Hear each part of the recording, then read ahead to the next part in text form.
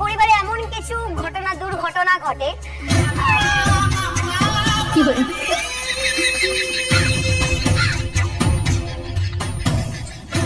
তো ঠিক, আমি তোমার স্বামী নই।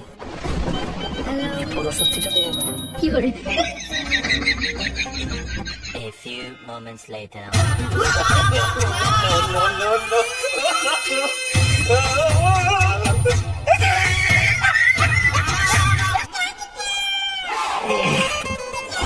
ভাই লাইফ তো তোর, চারিদিকে এত সিঙ্গেলদের ভিড়ে তোর ঘরে সালা দুটো বউ।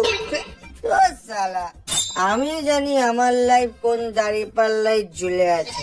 আরে ছাড় না ভাই, একদিন বৌদিদের সাথে একটু আলাপ তো করা।